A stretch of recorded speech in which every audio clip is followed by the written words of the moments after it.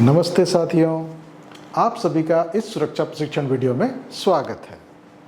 आज हम बात करेंगे एक ऐसे रसायन के बारे में जो हमारे तापीय विद्युत संयंत्र के जल उपचार संयंत्र में प्रतिदिन उपयोग होता है, और वो है एलम यानी फिटकरी, जिसका वैज्ञानिक नाम है aluminium sulphate.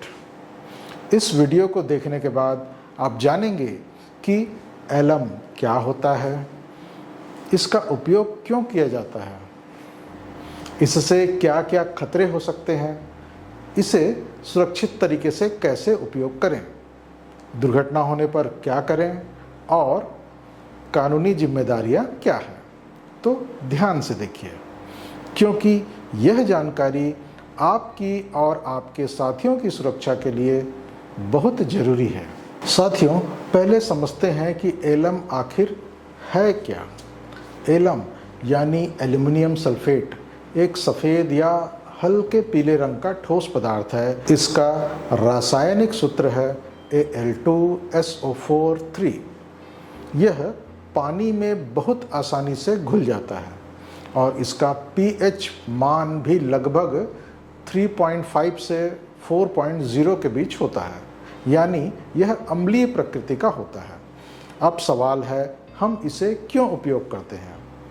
Thermal power plant में इसका उपयोग होता है बॉयलर के लिए फीड वाटर की सफाई में, कूलिंग टावर के जल उपचार में या वाटर ट्रीटमेंट में, और ईटीपी और एसटीपी यानी अपशिष्ट जल शोधन संयंत्र में, और इसका उपयोग होता है पीने के पानी को स्वच्छ बनाने के लिए। एलम एक कोएगुलेंट का काम करता है, यानी यह पानी में मौजूद गंदगी और छोटे छोटे कण एक साथ मिलाकर नीचे बैठा देता है, जिससे पानी साफ हो जाता है। लेकिन याद रखें, यह एक रसायन है और इसे लापरवाही से उपयोग करना खतरनाक हो सकता है। साथियों, यह हिस्सा बहुत महत्वपूर्ण है। एलम से होने वाले खतरों को हमें ध्यान से समझना होगा। पहला खतरा है आँखों को नुकसान। यदि एलम सीधे आँखों में चला जाए तो जलन, लाली और गंभीर क्षति हो सकती है। इसीलिए काम करते समय केमिकल स्प्लैश गॉगल्स पहनना अनिवार्य है। दूसरा खतरा है त्वचा में जलन।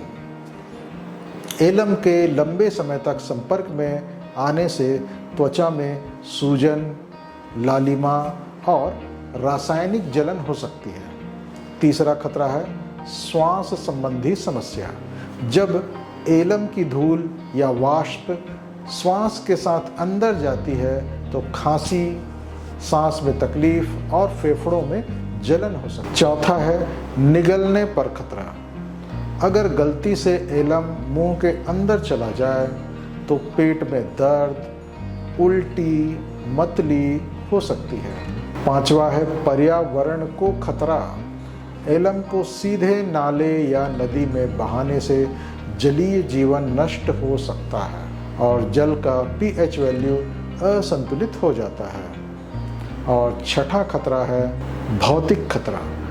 वैसे तो एलम ज्वलनशील नहीं है, लेकिन यह कुछ धातुओं के साथ प्रतिक्रिया करके हाइड्रोजन गैस उत्पन्न कर सकता है जो विस्फोटक हो सकती है।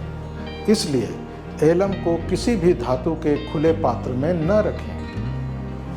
साथियों, खतरे तो अब आप समझ गए, लेकिन बात करते हैं बचाव की। एलम के साथ काम करते समय पर्सनल प्रोटेक्टिव इक्विपमेंट यानी पीपीई पहनना कोई विकल्प नहीं, यह अनिवार्य है। आइए एक एक करके देखते हैं। पहली जरूरत, आंखों की सुरक्षा। केमिकल स्प्लैश गॉगल्स यानी रसायन रोधी चश्मा हमेशा पहनें। साधारण चश्मा काफ़ी नहीं होता। दूसरी जरूरत, हाथों की सुरक्षा। नियोप्रीन या रबर के दास्ताने पहनें। याद रखें, दास्तानों की मोटाई कम से कम 0.4 mm होनी चाहिए। तीसरी जरूरत, श्वास की सुरक्षा। हाफ फेस रेस्पिरेटर जिसमें P100 या N95 फिल्टर लगा हो। इसे तब पहने जब एलम की धूल उड़ रही हो। चौथी ज़रूरत, शरीर की सुरक्षा। केमिकल रेजिस्टेंट एप्रॉन यानी रसायन रोधी एप्रन, पूरे शरीर के लिए फुल बॉडी सूट अगर उपलब्ध हो तो ज़्यादा बेहतर। पांचवी ज़रूरत, पैरों की सुरक्षा। रबर सेफ्टी बूट्स जिनका खोल एंटी स्किड हो। एलम गीला होने पर फर्श बहुत फिसलनदार हो जाता है। और छठी ज़रूरत, सिर की सुरक्षा, सेफ्टी हेलमेट। IS 2925 मानक के अनुसार। याद रखें, यदि आप इनमें से कोई भी PPE पहने बिना काम करते हैं तो यह न केवल आपके लिए खतरनाक है बल्कि यह नियमों का उल्लंघन भी है। अब हम देखते हैं क्या करें क्या ना करें की सूची। पहले बात करते हैं क्या करें। हमेशा PPE पहनकर ही काम शुरू करें। हवादार और नियंत्रित कमरे में ही एलम का उपयोग करें। एलम को HDPE या रबर कंटेनर में ही रखें। SDS यानी सेफ्टी डाटा शीट को पढ़ें और अपने पास रखें। हमेशा निर्धारित मात्रा में ही एलम का उपयोग करें। एलम के कंटेनर पर उचित हैज़मैट लेबल लगाएं। काम की जगह पर स्पिल किट हमेशा पास में रखें और काम के बाद हाथों को अच्छी तरह साबुन से धोएं। अब बात करते हैं क्या न करें। बिना PPE के कभी भी एलम को हाथ से न छुएं। एलम को क्षारीय पदार्थों जैसे लाइम के पास न रखें। एलम को खुले या सीधी धूप में न रखें। खाने पीने की चीज़ों के पास एलम स्टोर न करें। भरे हुए बैग या ड्रम को जमीन पर घसीट कर न ले जाएं। एलम को नाली या नदी में सीधे न बहाएं। काम करते समय धूम्रपान बिल्कुल न करें और नए या अनुभवहीन कर्मचारी को एलम के साथ अकेला न छोड़ें। इन नियमों का पालन करना न केवल आपकी सुरक्षा के लिए है बल्कि आपके परिवार और सहकर्मियों की सुरक्षा के लिए भी है। साथियों, एलम को सही तरीके से संग्रहित यानी स्टोर करना भी उतना ही ज़रूरी है। भंडारण या स्टोरेज के लिए ध्यान रखें। तापमान 15 से 35 डिग्री सेल्सियस के बीच होना चाहिए। एलम को सूखे और हवादार क्षेत्र में रखें। HDPE या पॉलीप्रोपिलीन ड्रम का उपयोग करें। GHS नियमों के अनुसार सभी पात्रों पर खतरा लेबल लगाएं। एलम को एसिड और क्षार दोनों से अलग रखें। गोदाम में ताला लगा कर रखें और अधिकतम 3 महीने का ही स्टॉक रखें। पुराना स्टॉक पहले उपयोग करें।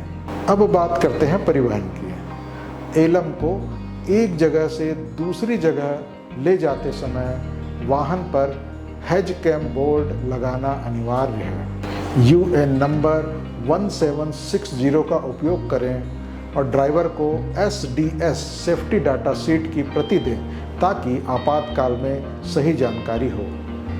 लीकेज प्रूफ कंटेनर में ही परिवहन करें। बैग या ड्रम को खड़ी ढलान या असमतल सतह पर न रखें। वाहन में स्पिल किट अवश्य रखें। खाद्य पदार्थों के साथ कभी भी एलम न ले जाएं और मार्ग में आपात संपर्क नंबर साथ में रखें। साथियों, यदि दुर्घटना हो जाए तो घबराएं नहीं, सही प्राथमिक उपचार तत्काल दें।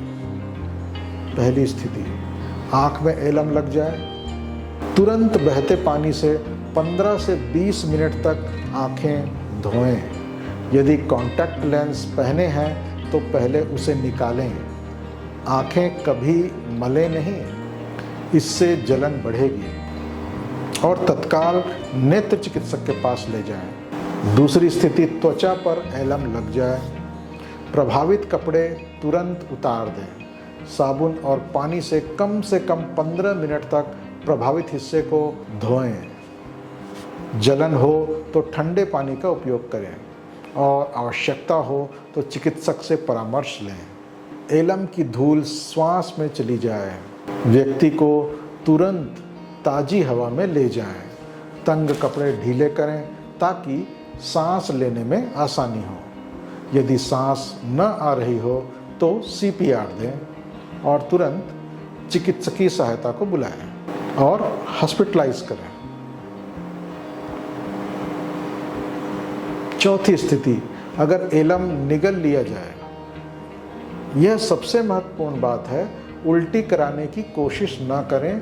थोड़ा पानी या दूध दे सकते हैं। यदि व्यक्ति बेहोश हो तो कुछ भी न दें और तुरंत अस्पताल ले जाएं। साथियों, यदि एलम का रिसाव या स्पिल हो जाए तो घबराएं नहीं, बल्कि SOP के अनुसार काम करें।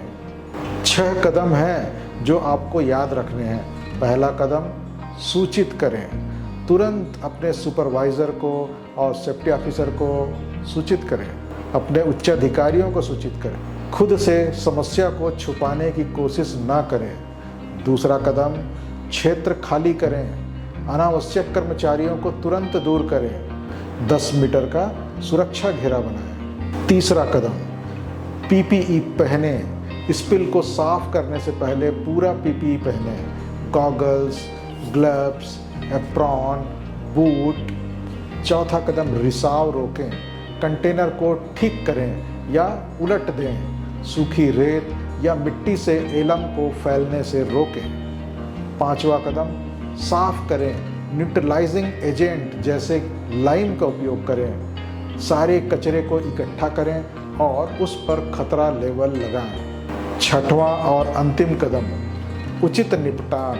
एकत्रित कचरे को CPCB नियमों के अनुसार हजार्डस वेस्ट के रूप में निपटान करें। कभी भी स्पिल हुए एलम को नाले में न बहाएं। साथियों, एलम से सुरक्षा केवल व्यक्तिगत नहीं, यह कानूनी जिम्मेदारी भी है। भारत में कई कानून हैं जो हम पर लागू होते हैं। फैक्ट्रीज एक्ट 1948 जो हर कारखाने में सुरक्षा प्रबंधन को अनिवार्य करता है। MSIHC रूल 1989 जो खतरनाक रसायनों के प्रबंधन नियम निर्धारित करता है। इन्वायरमेंट प्रोटेक्शन एक्ट 1986 जो पर्यावरण की सुरक्षा सुनिश्चित करता है। CPCB गाइडलाइंस जो अपशिष्ट निपटान के नियम बताती है। इन कानूनों का उल्लंघन करने पर जुर्माना और कानूनी कार्रवाई हो सकती है। अब बात करते हैं कौन कौन से दस्तावेज अनिवार्य हैं।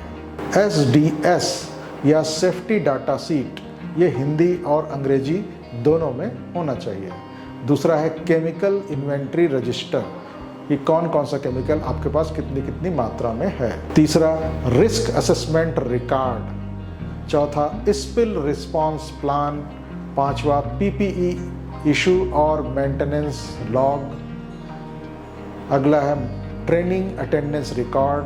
अगला है इंसिडेंट एवं near miss reporting form.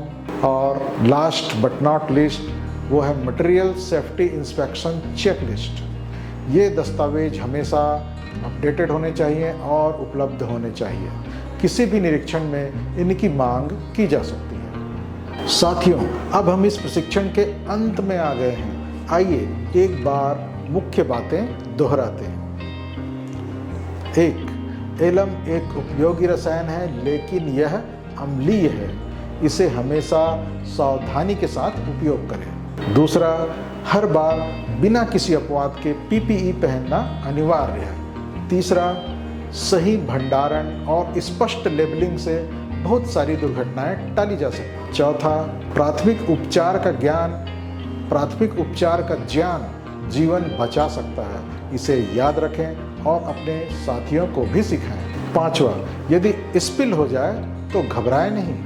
SOP के अनुसार शांतिपूर्वक कदम उठाएं। सुरक्षा केवल नियम नहीं, यह हमारी जिम्मेदारी और आदत होनी चाहिए। अपना और अपने साथियों का ख्याल रखें। काम सुरक्षित रहे तो परिवार खुश रहेगा।